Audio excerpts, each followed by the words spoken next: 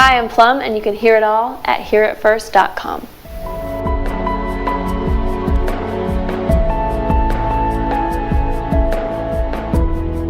I was, beautiful history, I was sitting in my office at home, and a good friend of mine, Seth Jones, had sent me a track, and I love writing to tracks, just a blank, no music, I should say no music, no lyrics, no melody, no title, no concept, just a blank track of music, and coming up with that, and then meeting back up with the producer who produced it, or the writer who produced it, and just kind of saying, here's what I came up with.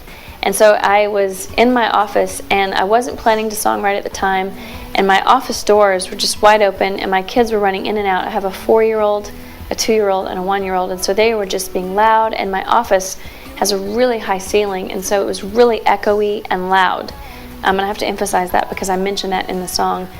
Things were crashing loudly, happening all around me is the lyric, and literally was happening all around me. And I wasn't planning to write, I was just planning to open the file, listen to it, and kind of get a feel. And I started humming a melody, and I went to bed that night and I hummed the melody to my husband, and I was like, what do you think of this? And I hummed it, and he was like, I like it. And I was like, well, it came to me while I was listening to this track from Seth today. And so the next day I played it again, and in my office with the same noise going on around me, this lyric just kind of almost wrote itself. And it's a testimonial of my own life right now, of how our life is like this canvas, and every story is this little painting, and it all will one day complete this full picture.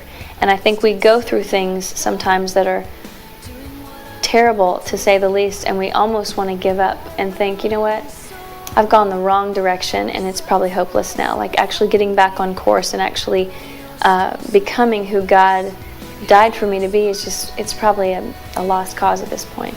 And he picks us up and he brushes us off and he wipes the sweat or the tears or the blood away, and he says, just begin again. I forgive you. Begin again.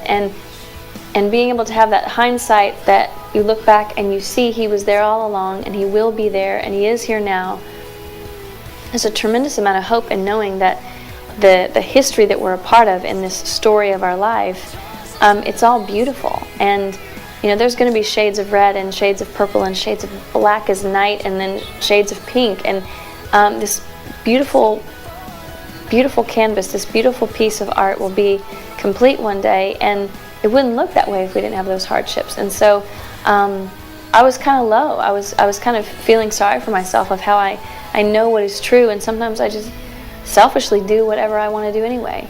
You know better than this. You know better than to live like this, or to say this, or to do this, or to be this.